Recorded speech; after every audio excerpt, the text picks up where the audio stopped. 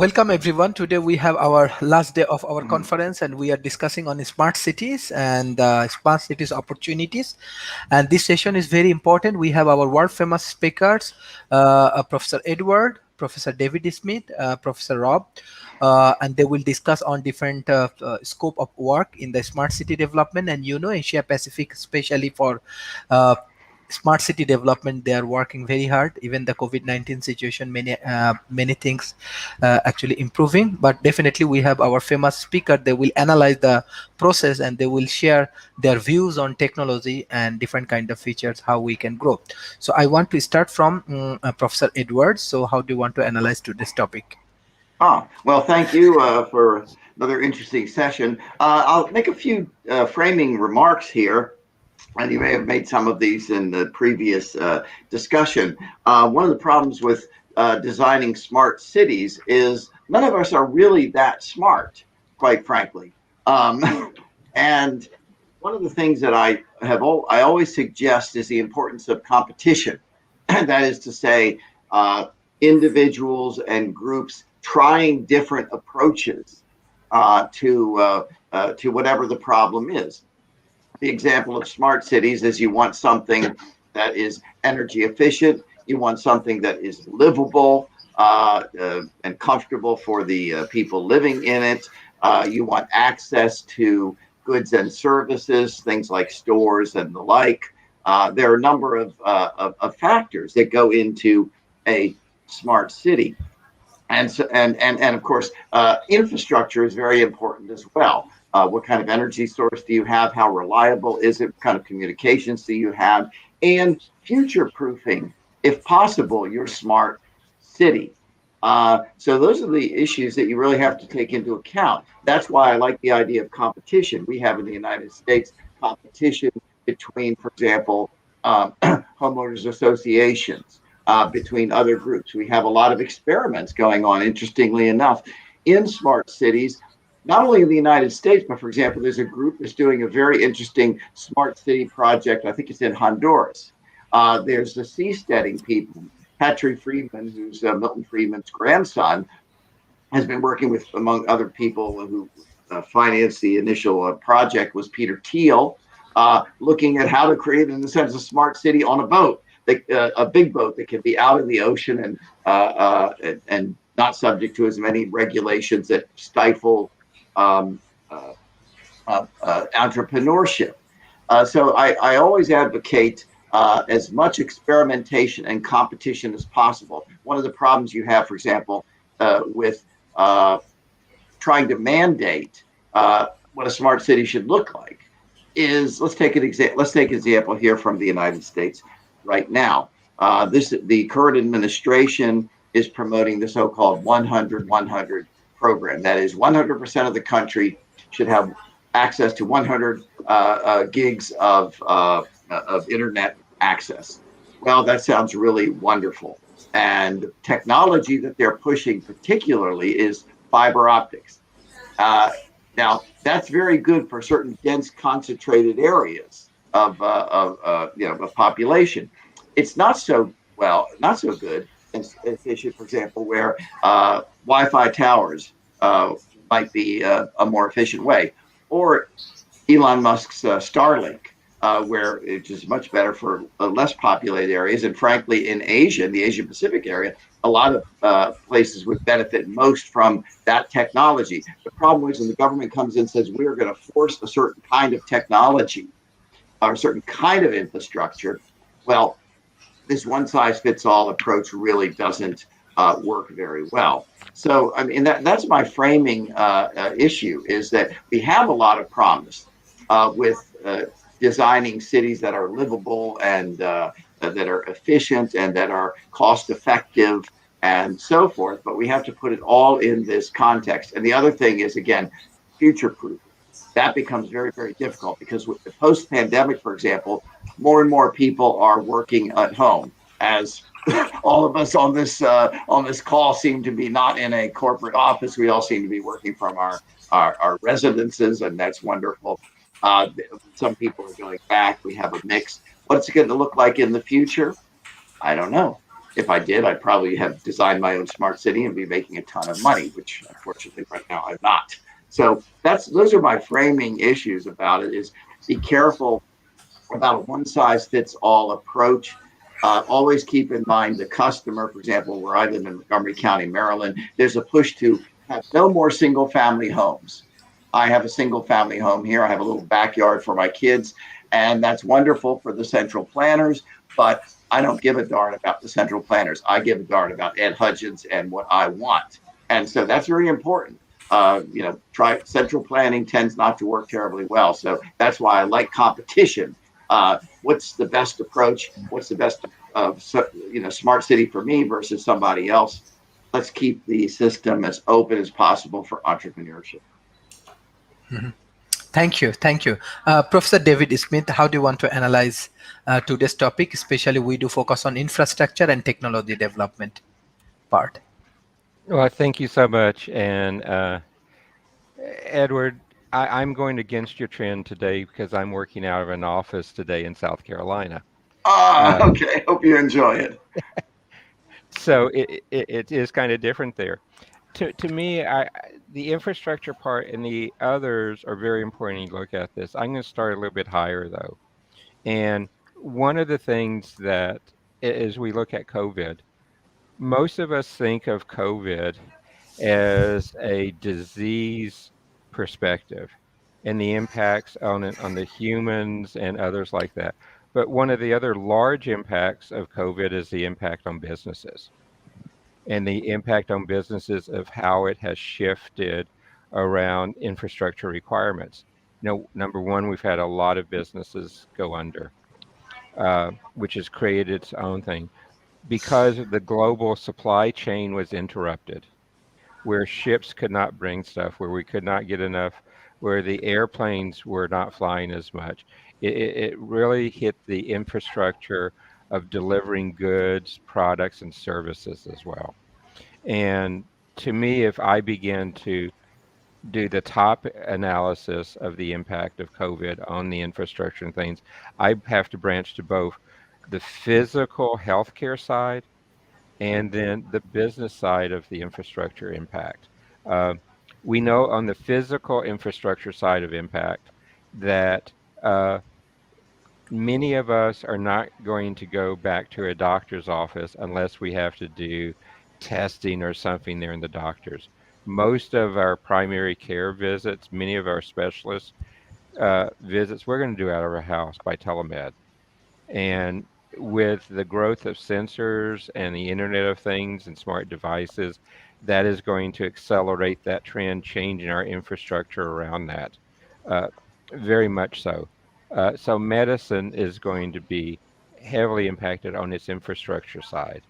Um, while I'm on that side, in most cities, the traffic patterns have changed. At the height of the lockdowns, we were only seeing 10% of the traffic on the roads. And now it's only risen about to 80% of the traffic on the roads where I live, uh, which seems like they're crowded again, but still we had 20% more before. And the infrastructure there. But one of the other side effects of it is it's changing the infrastructure and the remote housing too. We're seeing more and more growth of stores like Office Depot out in the suburbs where they weren't before because more people are working from home, changing that people flow, changing that infrastructure flow. In the past, fiber optics tended to be concentrated in the business centers first, and then you begin to see strategies for going out into the housing areas, particularly the single family areas. Now, I'm lucky where I've lived in Austin. We were early adopters of fiber optics to the curb or fiber optics to the home, but still, you're seeing that demand. The 100 project, I love it, but in most instances, it's not needed. And so the work we're doing in developing countries, we're looking at speeds a quarter to half of that is being adequate, particularly in the rural areas of countries, in the rural area of the United States even. Uh, if they could even get 10 megabits, they would be very happy. So we're seeing that type of infrastructure shift. One of the other areas I think we're seeing huge infrastructure shifts on the infrastructure is I don't know about the others on this panel, but I probably have only worn a tie twice in the last year, and that is a huge shift. But what that actually means is if I look at how it ripples across the business side, that is changing a lot of the business dynamics, a lot of the brick and mortar dynamics. You know, the winners of the shift from brick and mortar to online, which was accelerated by COVID, is this whole new infrastructure spun in place to deal with deliveries, but even more importantly, returns, which is one of the challenges from going from brick and mortar to online is, can I try it on first? And so you're Yes, yes. seeing that change environment go in there very much so. One of the other changes on the infrastructure that really surprises me is I think we're going to see a change in currency. I think small denomination currency like dollar bills will almost go away. It's interesting. A statistic that I saw recently was that during the shutdown period of COVID, 89% of all purchases were made using debit or credit cards, which is, if I look at the infrastructure, that's a huge change going across the infrastructure as well. And you see those kind of going. Another infrastructure change, though, and this one is going to be one that is extremely long lasting, is how the generation that was born during the COVID period is going to have their values, requirements, and needs assessed very differently. You in the United States, we talk about the generation of the Great Depression, and that's what really was the defining moment for them. We're going to see the generation of COVID as well. And, if I look at that, it's going to change how we look at going to work, going to school, going to uh, all the different things, even looking at how marriages are different. And today we're using technology to date. We're using technology for funerals. We're using technology to find a wife or a husband. And that is a infrastructural technology change that is really a generational one that I think is going to be around for a while and have a fairly significant impact. Um, you know, Working from home is going to really be there. The change of what the city centers are going to be, dramatic change there, and things. The other infrastructure shift, and I've been talking about this for a little while, and let me just simply say the infrastructure shift is going to be where stuff comes from. We saw the challenges of global based manufacturing, and that when we couldn't get the shipping chains to work, we couldn't get the air to work, we questioned on whether we should have moved everything to lowest cost producers offshore. And particularly in developing nations, I think this is going to be a greater impact than even here in the United States and others, is that we're going to see manufacturing come back to be regional versus global more. And we have to adapt the infrastructure to handle those changes. There's many more, but this is just a really different type of overview to say that this is a broader change of just the health care part of COVID, looking at how it's going to affect nations going forward as we begin to recover, if we continue to recover. So that's my first comments.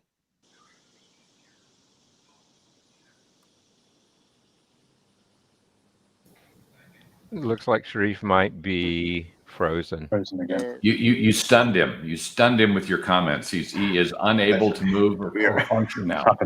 We are all impressed, Gary. Oh, he's back. So, Rob, I have a Sorry. feeling he's going to you next. Am yeah. I next? I mean, Dave, Yes. sorry, I was talking to someone else here. Okay, we're talking about smart cities and infrastructure. The couple points I want to make is with regard to smart cities, it's neither a goal nor a destination. It is a fix to a problem, and you better damn well understand the problem you're trying to fix before you go down this particular path.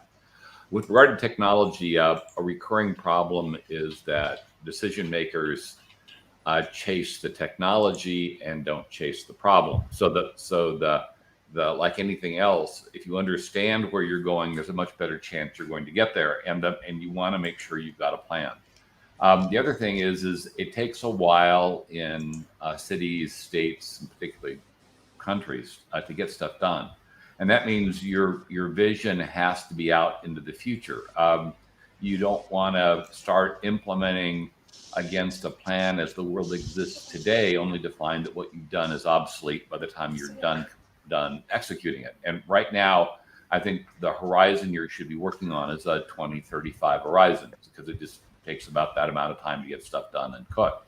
And that means you've got to anticipate the way the world's going to be in 2035, not work against the world the way it is going to be now. And the one thing that's certain, regardless of what you think the world's going to be like, is it's going to change. And that means whatever solution you're going to implement has to be agile. It has to be flexible. You have to be able to alter it as you're doing it, because that goal, that 2035 goal, is going to change. Are we going to have another pandemic? Are we going to have a world war? Are we going to have a significant scientific breakthrough? Any one of those things can sideline. Let's take, for instance, you've decided to put in solar power. Right now, in development, there are panels that are about 3 times as effective as the current panels in the market. That leads to densities and placement, and so anticipating that means you can probably use or plan for less panels, but panels in more pronounced areas. And also you can plan to do more things on solar by the time you get to 2035 if you want to.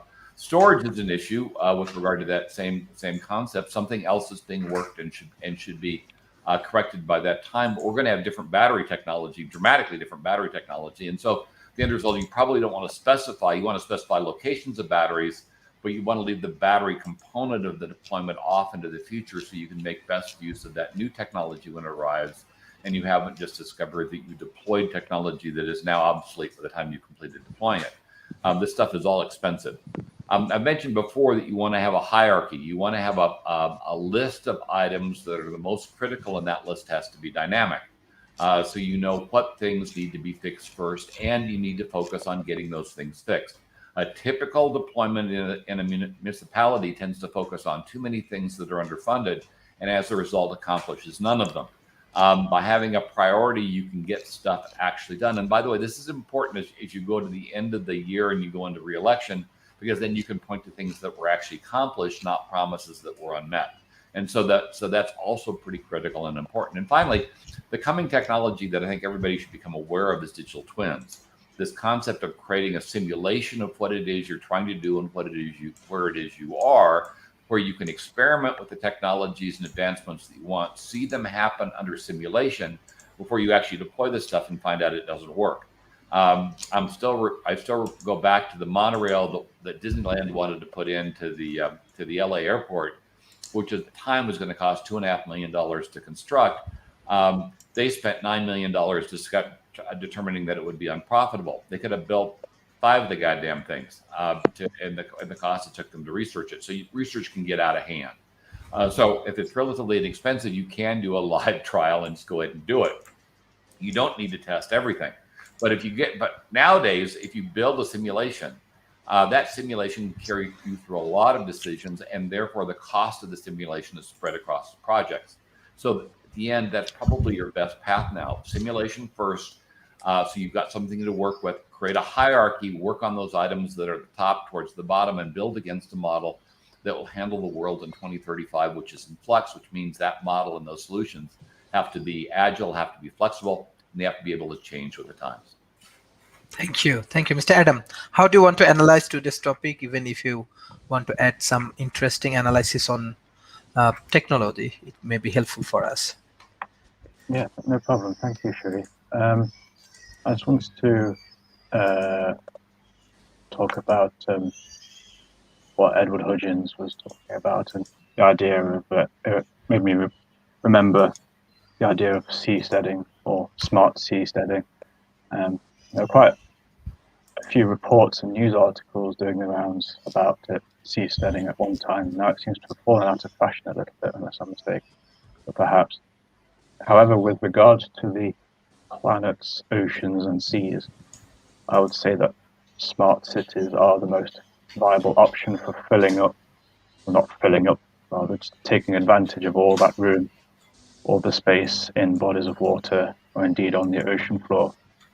Because a normal city, like my own home city, for example, of Nottingham, or a neighbouring city like Leicester, or indeed London, or any city, would crumble quite literally and metaphorically, in my opinion, because there are so many dangers and risks in the waters and on the surface levels of ocean depths that it would be necessary, required, crucial. It would be crucial that an entire city should operate as one, with all parts of the whole being able to communicate with each other, to signal, converse with one another.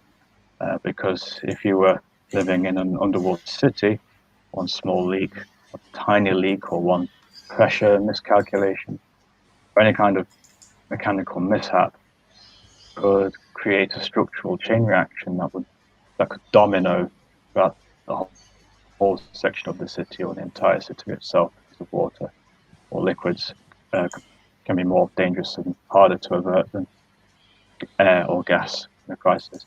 And of course, smart cities will use electricity. So the safety of the city and its residents will need to be spot on in an environment where water and electricity are in quite close proximity.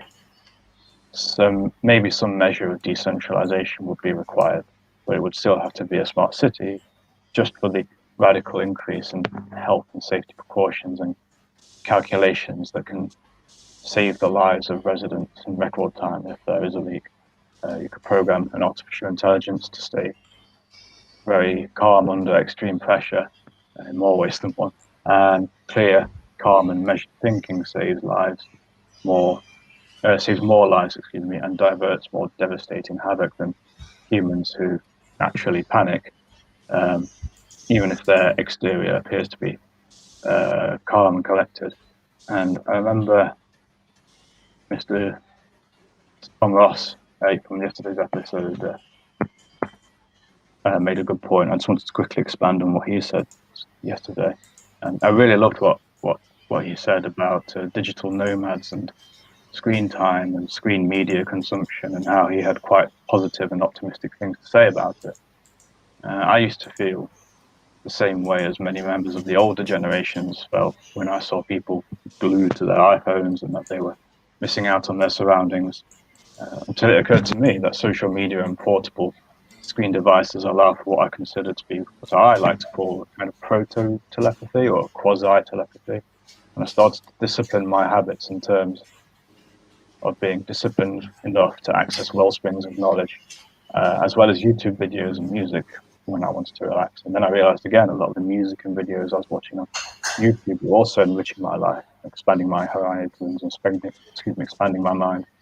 And to recycle the Library of Alexandria metaphor that I like to use, I realized we had a store of knowledge, wisdom, data, and information that exceeds tens of thousands of Alexandrian libraries, and I felt a great privilege to be born when I was born and to be part of the generation that I am a part of. And I became very grateful to have all this resting in the palm of my hand, which is essentially a portable magic mirror. And I believe these fantasy tropes are just all representations of technologies from past civilizations on Earth that progressed to be technologically advanced anyway, before they collapsed again. civilizations I want to do, but that's another topic. So if we can have fountains of knowledge in the palm of our hand, how much knowledge can we store and have access to in smart cities? And it just blows the mind how I think about that. Yeah. Thank you. Thank That's, you. Thank you. Thank you. Mr. Jeff, what you Yes. want to add today for smart city? Um, yeah, smart cities. Um, Number one, like you said, we have access to all this information that, like, even kings didn't have back in the day. It's just crazy. But we still have to take measures to, like, implement the knowledge and technology.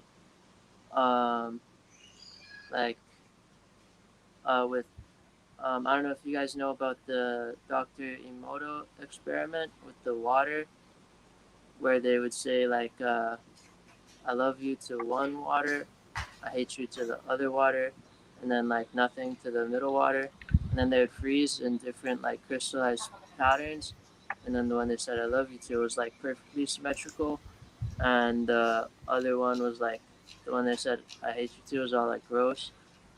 Um, so that is, like, when it comes to growing food and plants, it's going to be really important to utilize, like, artificial intelligence to like play like vibrational frequencies to, like, plants and stuff to make them like super healthy, and, like, uh, and even to humans um, you can just use sound frequencies to reverse aging, cure disease, um, yeah, all kinds of stuff.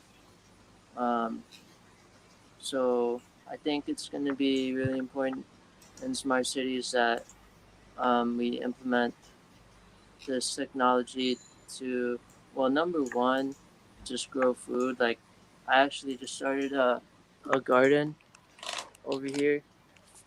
It's really awesome. Just started growing my cilantro, the first thing I ever started growing, and I'm really excited about that. So I'm just trying to implement little changes and play those vibrational frequencies, do some experiments to it, and see what I can learn. Yeah, and hopefully try to help implement it on a large scale, smart cities. Yeah, Thank you. Thank you. appreciate. Professor Edward, thank you. Thank you, Jeff.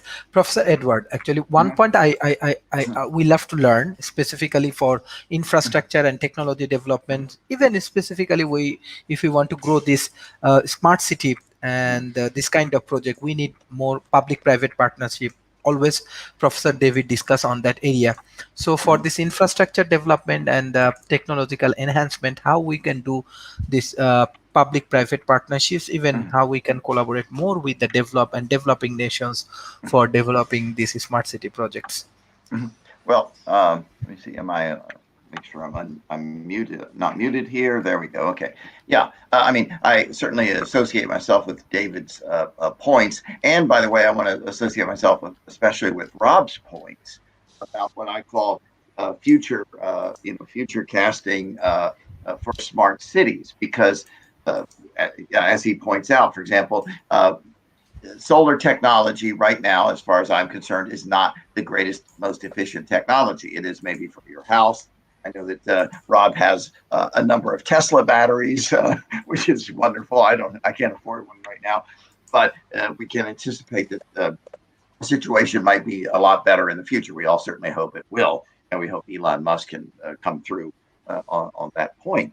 But in terms of the public-private partnership, even though I'm very, very libertarian, I also appreciate that there are going to be public issues. In fact, it's concerning, for example, land use, certain infrastructure where the government is going to be involved, whether it's in terms of zoning or, for example, resource use, water, things of that nature.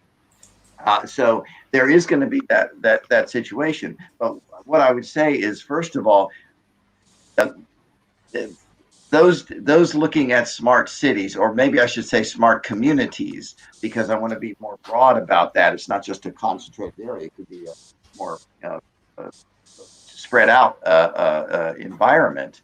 Uh, you have to work with the government in the sense that they have control over a lot of things. But I would say to the any officials, any government officials, for example, who are listening to this broadcast, um, try to be as productive as possible, but keep a light hand on the regulations, because again, I've seen in this country what I call technology forcing, which is where we mentioned, for example, with the fiber optics, where government officials, whether for political reasons or whatever, have decided this is the best way to go, and we're going to do this, and we're going to force everybody to go with this particular technology, and it may or may not be the technology that is useful. And usually it's kind of looking backwards. The monorail, by the way, example is a very good example, and I have seen others of that nature. So I'd say to any government officials, government planners who are listening to this broadcast, let a thousand flowers bloom. Try to be as um, cooperative and useful to to do what it takes to, for example, preserve um, assets where it can't just be controlled by one community. For example, in Bangladesh, obviously flooding is a major issue. Water is a major issue there. And so any kind of planned city or planned settlement or whatever is going to have to take that into account. It's not just limited to what the city is doing, it's the whole country has an issue there. So the government is going to have to be involved, and they're going to have to look and say, well, this is a very nice plan you have, but you have to take into account these issues. In this country, by the way, we've had a couple of cases for example, in Virginia, Norfolk, near where I live. I think Santa Clara, California is one area. Houston's another area where there's been fear that global warming is causing the Chesapeake Bay to rise or some water to rise. And in fact, it turns out that the problems are that there's been too much water sucked out of the water table. And so the land is sinking, not the sea is rising. So this would be something that I think is a legitimate government issue to say, well, you can't just continue to drink from that same well if it's going to depress the land. So there are these issues. But again, what I would say to the government officials listening to this broadcast is try to keep as light a hand as possible. Deal with issues that really do go across different areas and settlements and so forth, and then let different groups or different enterprises try what technology they want. And maybe in one area, for example, Wi-Fi towers might work best. In another area, fiber optics might work best. Batteries might work best. Again, let there be a lot of experimentation. That's what I would say in terms of the technology. Don't force it. Uh, let it go organically, you might say. Thank you, Professor David Smith. I think we can understand some deeper analysis on public-private partnerships. According to my experience, yes, many government actually pushing to this public-private partnership for developing smart city. Example, what Professor Edward said, I can remember in Bangladesh there is one of the largest projects on public-private partnerships in between Malaysia and Bangladesh. They are actually developing smart city projects inside Bangladesh. It's a $1.8 billion projects, and I have a chance to get involved in these projects. And this kind of projects actually need more partnership, more collaborations. The project name is Jilmil project. Anyway, so how we can make more successful public-private partnership? You're 100% right that the public-private partnerships are one of the keys here. And uh, your example is a good one. Singapore is another good example of where public-private partnerships have had dramatic impacts during this, and will continue to. As we spoke last time, There are some challenges with that, though. For example, in Singapore, their COVID tracking app, which they said would only be used to track you, and this is where every store had a QR code outside that you were required to scan before you go in. Uh, they're now turning that information over to the police to use in police investigations, which kind of violates their privacy commitment to the citizens. Um, so you have to be very careful as you begin to look through that type of dialogue there. One of the other things that's going to affect partnerships and other things is we're seeing, particularly in EU right now, uh, them beginning to do things to actively slow down people going between country to country. You know, you hear in the United States of Trump's wall between Mexico, but you're seeing those built between countries, other places too. And not only that, but for example, Greece now has even sound cannons and stuff deployed to their border regions to prevent people from coming over and crossing into it. So the people flow is going to have an impact in this post-pandemic world as we look at those types of policies and things going forward. Um, Another place where I think they're doing an excellent job of laying out public-private policy, corporate policy, citizen policy is in Dubai. I will pull up and put into the reference for you, Sharif, one of the reports that Dubai did on their future after COVID. It does an excellent job of looking at the various stakeholders and mapping them into categories that are going to be applicable for it. Um, Again, my other thing is going back saying government must be aware that the Internet of Things will be part of this new world and part of how they put partnerships together, and particularly public-private partnerships. And the data sharing from that vast array of sensors will be one of the defining moments of what do you do as the result of that public-private partnership. And again, that's a choice that has to be made deliberately before you enter into the public-private partnership, and not something that can be made just on the fly. And really, if we really stand a fighting chance of making significant transformation, and it will be significant transformation post-COVID, we have to plug into the power of technology for critical business, for societal change, and for government needs.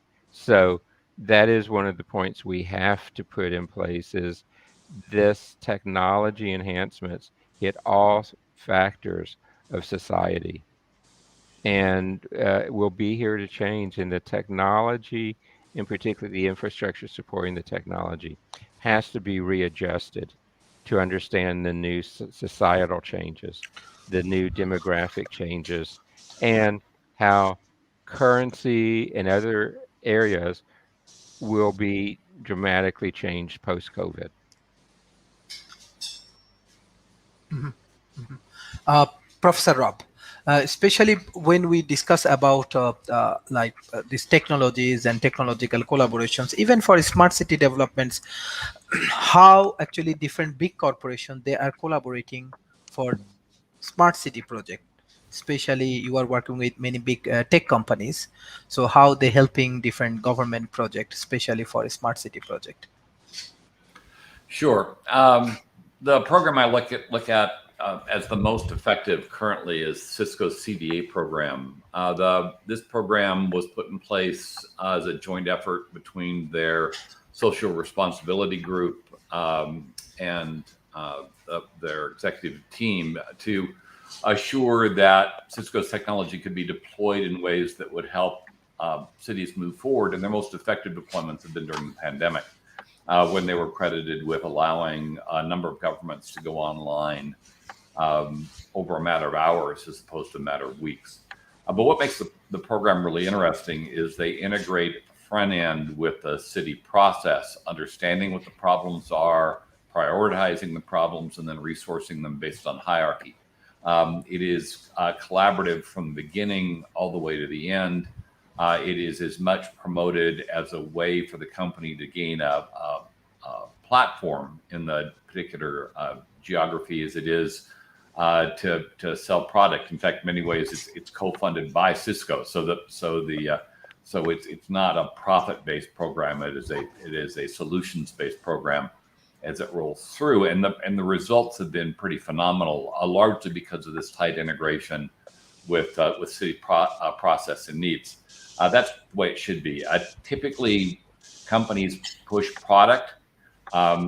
They don't really get all that engaged with what the underlying problems are, and like the screwdriver company, everything kind of looks like the screw that works with the product that the company is trying to move. So they're not really focused on solving the problem. They're focused on moving product, and that's where these things really can break down. So I point to the CDA program at Cisco as probably being the most effective, largely because of the tight integration at the front end.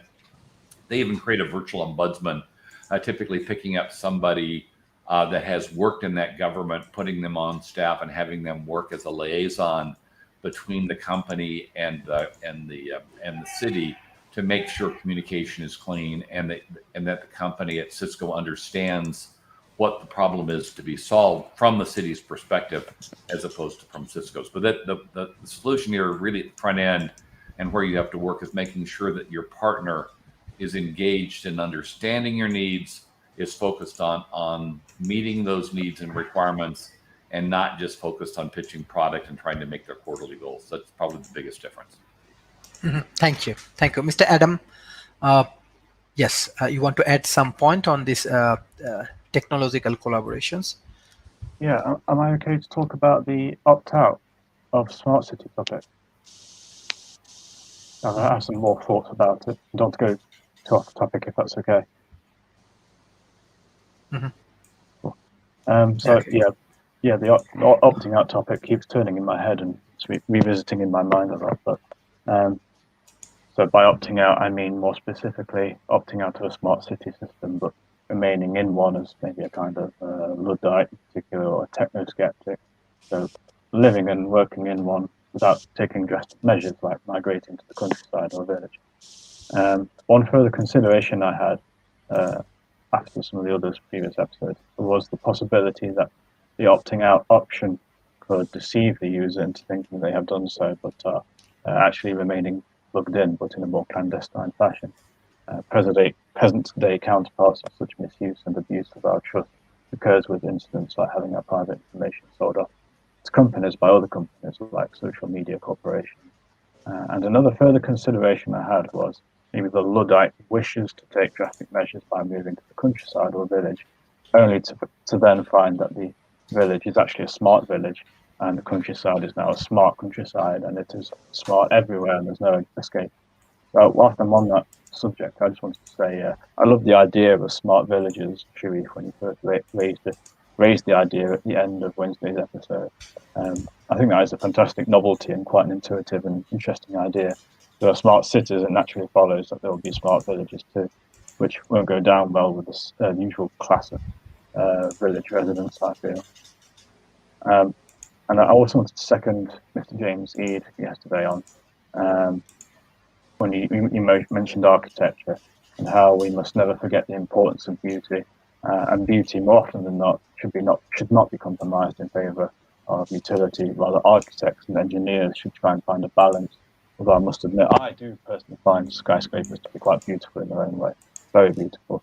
Again, inversely, we shouldn't compromise utility in favour of beauty too much, or vice versa, because I am a firm supporter of the idea that beauty affects a population's quality of life, either consciously or subconsciously, or rather both subconsciously and consciously and subconsciously. And likewise, the lack of beauty also affects beauty. So humanity's creations can be both functional and beautiful, and in certain perspectives, beauty and functionality could even be synonymous with each other. And I loved his use of the term influence, of sphere of influence in yesterday's discussion too, and what he had to say about it. Those were just some further thoughts I had from things we discussed yesterday and the day before. So, sorry for going a bit off topic there on today's episode, but thank you. Thank you. Mr. Jeff? Yes. I guess the number one thing that would need, like we talked about, the lakes and stuff, the ground sinking, whatever.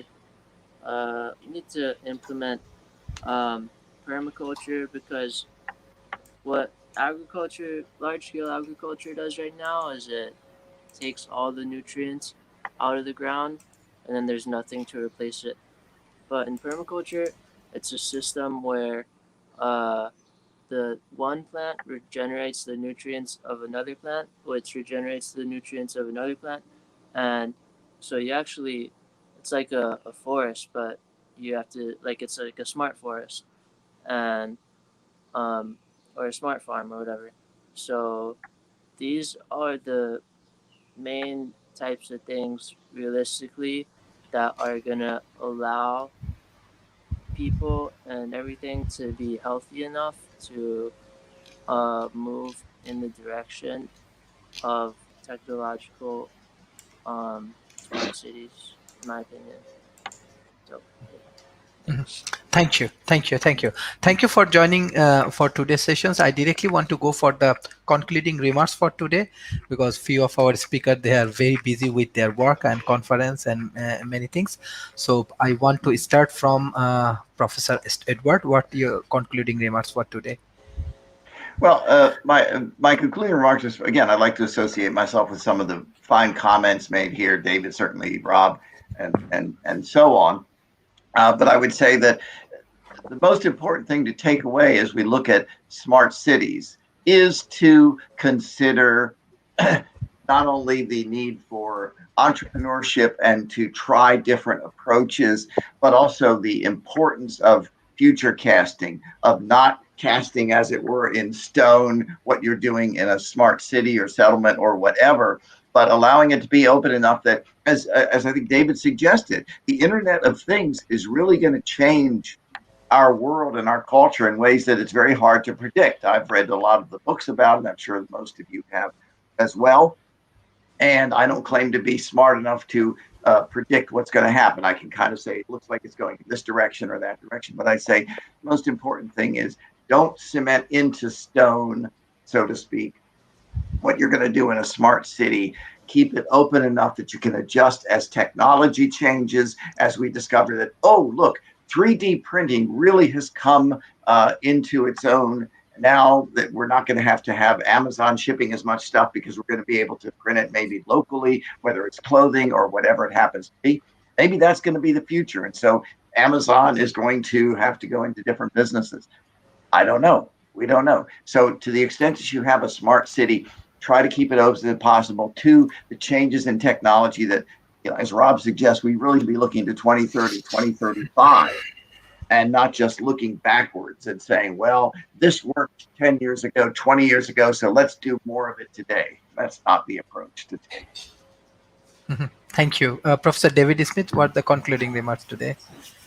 I love following Edward because I can play off his comments so well. Uh, Edward, it's easy to predict the future. It's hard to forecast the future. And forecasting has more science that goes with it. And so we're seeing that going forward. And for many of the cities, what we saw in the past is they look at the future by looking only in their rearview mirror, and they rarely look out their windshield as they're going to the future. And that's so important today as we come out and try to decide when we do begin to lift the restrictions. And I believe in the next couple of months we're going to see restrictions elevate back up again. That it has to go beyond where we were even pre-pandemic, because so many fundamental changes have happened, and governments need to realize that those are, I hate the term the new normal, but those are things we're going to have to live with as we go forward. Uh, the biggest change in the smart cities is that we need to go to, if not real time, to near real time monitoring and reporting as we go through there. And the concept that we've talked about, and Rob particularly has talked about, of the digital twins is going to be a very important place where we can simulate it, model it before we implement it. And smart cities have to realize that this new approach of using the digital twin and of seeing at what the unintended consequences are of changes they're going to make. And changes in a smart city go faster than in a non-smart city. What is going to be the impact of those changes on society and their constituents? Smart cities need to carefully understand the value of their impacts, but their value of the impacts also have to be taken in light of privacy and of security. You know, I'm just waiting for the first ransomware account attack that takes down all the critical infrastructure in cities. And that is not far coming. There's already been attempts to do that, which have been blocked. So those are the type of environments we're going to live in, and it's incumbent on leadership and corporations and citizens to understand it and to work together uh, to handle that. And it's also incumbent upon the academic institutions to adapt to the new changes and to be able to put curriculum in place to respond to the new changes. And that curriculum should help drive entrepreneurship that gives us innovative solutions to respond to these challenges. And Sharif, you always do a fantastic job. Thank you for having me be part of it. Thank you, Professor. Thank you, Professor David Smith. Professor Rob. Well, I'm reminded of a meeting Bill Gates had over a decade ago, almost 2 decades ago. They were trying to open up South Africa to technology. And after the meeting, he came back and said, this isn't going to work. These people don't have clean water. They don't have reliable food sources, and they don't have access to modern medicine. And unless they get those three things, we're not selling them any technology. You've got to make sure the basics are in place. And as we develop this concept of smart cities, with climate change, with the pandemic, with the things we know are going to disrupt supply chains, make it difficult to get materials, then it becomes critical for the cities to establish and make sure you have those resources locked down. California finally is decided to fund a desalination plant, something that should have been funded probably 2 decades ago because we knew a water crisis was coming, and now they're buried in it, and farms can't get the water they need, and cities can't get the water they need right now. And they're just now starting a major desalination plant. They should have started it, as I say, 2 decades ago. You assure your resources. We have factory farms. You can farm inside cities now. If the farms that supply your area are being hurt because they're not able to get water, because they're drying out and dying, driving these massive migrations of people from South America and Central America to the U.S., then you need to move to something that allows people to have food. And that means moving to factory farms inside the city, controlling your distribution, controlling your supply. It's the same thing that's going on in the technology industry right now, where companies like Intel are reinvesting in manufacturing because they discovered that outsourcing put them at risk because they can't get the parts they need. Right now, we've got entire lines of automobiles going into storage because they can't finish them because of lack of microprocessors. Those are due to mistakes made during the pandemic where supplies weren't locked down because they thought that nobody was going to be buying cars, and that guess was wrong, and now they're paying the price. And Intel just indicated they don't think this microprocessor shortage is going to go away until sometime in 2023. And that's problematic for the entire industry. So lock down your critical resources. Make sure that you can get supplies, medical supplies. If that is iffy, then help drive the manufacturing creation of the supplies, at least in close proximity, if not in cities. If food's a problem, drive the factory farms and production of food in the area. If you're projecting water shortages, then drive efforts to do better reclamation. And if you're near the ocean, for God's sake, desalination plants work. Because if you don't do those things and people can't get the water, the food, and the medicine they need, they're going to leave the cities and they're going to migrate someplace else, and your city will die. And a smart city is not a city that's going to die. So at the very beginning, decide what are the critical problems that your city will need to solve in order to remain viable for the long-term future, and prioritize those first. And then put in place plans to make sure the mitigating technologies are in place before you need them. Otherwise, if people migrate out, you lose tax revenues, you lose bodies, and your ability to implement these things after the fact evaporate very rapidly. We're in a changing world. That world includes things that have to do with climate, include things that have to do with our wellness and health in terms of pandemics and pollution. And a smart city is one that mitigates those problems before they become crises and before they shut the city down. Thank you. Thank you. Mr. Adam, what's your concluding remark today? Thank you. Sharif. I wanted to echo what Professor David Smith said. Firstly, thank you for having me be a part of this panel as well. And secondly, I have always loathed the term the new normal as well. It makes me shudder a bit, which segues appropriately into the main corpus of my final thoughts today. On intuition, actually. Looping back to the alarm bells and red flags that sound off in our conscience when we are faced with news articles about developments like the digital social credit systems in China or anywhere, which is a potential risky downside of the smart city vision, as well as all the good prospects as well. I've learned to trust intuition despite the rationalist, left-brained, atheistic culture.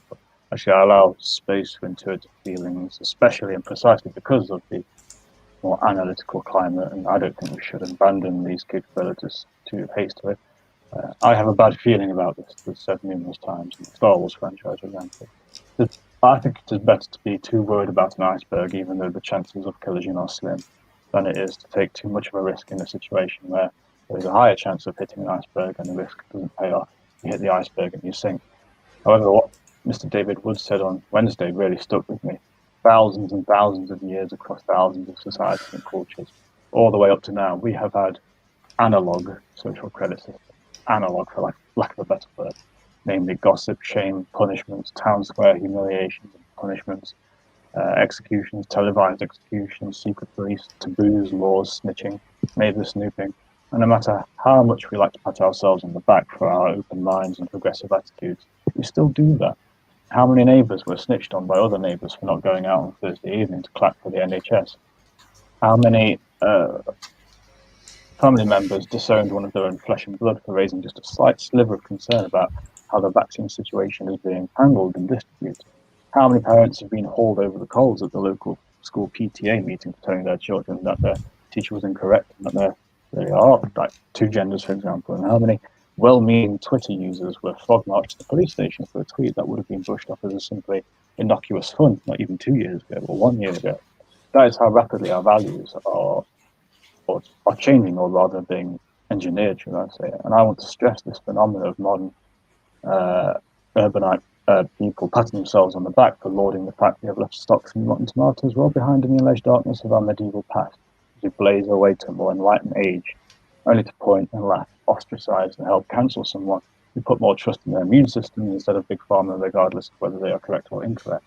The maxim, their body, their choice, is now something of a mantra these days. Granted, it is a choice which potentially affects others if an unvaxxed person spreads a disease around. But then someone can say that abortion achieves the same thing because a mother-to-be, or not to be, should I say, her decision affects the body and her uterus without its consent. But that's a whole other story. So the technology we are using now makes the social credit system more impactful with wider, far-reaching consequences, despite tricking themselves into thinking we've now evolved past tarring and feathering.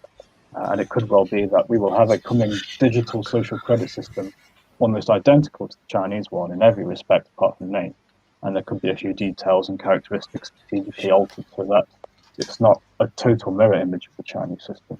That gives Westerners the room to, again, think of themselves into concluding that there is no equivalent system here in the free and enlightened West, when in fact there is. It's just been cloaked up, made up, and cosmetically altered a bit. And that's nightmarish enough in cities that are not smart, inhabited by people on iPhones and laptops. So imagine such a system in a smart city. So we may have to rely on and try to convince lawmakers and legislators to put checks in place to stop that from happening, or to put enough roadblocks in the way that it doesn't become as nightmarish a scenario as it would have been without all these restrictions to safeguard our privacy and autonomy. Thank you. Thank you, Mr. Jeff. What's your concluding remarks today? Um, I guess there are always solutions to problems. You know, that's why we're talking about smart cities. For example, like there are shortages, but that's only from a perspective, from a certain perspective. You know, um, like lumber shortages, uh, hemp or cannabis has been, you know, shown to be way more efficient at making lumber and stuff like that. They can use mycelium and fungus to make concrete, hemp to make concrete too. But I guess government policies just need to change um, for the better in order to really, well, they need to listen to the people in order to allow these smart cities to um, arise. Basically, yeah. Thanks. Thank you, everyone, for joining today's conference. This is the final day of our conference. We are doing work on the smart cities, and we try to engage with the corporation, government, as well as academia. And hopefully, with this kind of discussion, because we have world famous speakers like Professor Edward, Professor Rob, Professor David, even we have our young people like Mr. Jeff and Adam, who is trying to uh, uh, like enhance our content with their knowledge, with their views, and with their experience. And I'm sure this kind of things will be very much helpful for Asia Pacific. And already we are engaged with the academia as well as corporations and the government, and with our collaborations hopefully we can solve many local problem with the collaborations of global people like Professor Rob, Professor Edwards, and all our young mind. Thank you for joining today's sessions, and I request all of our audience share our content as much as possible with your government, with your academia, and with your corporation. Bye bye, and take care. Ciao. Bye. Thank you. Bye.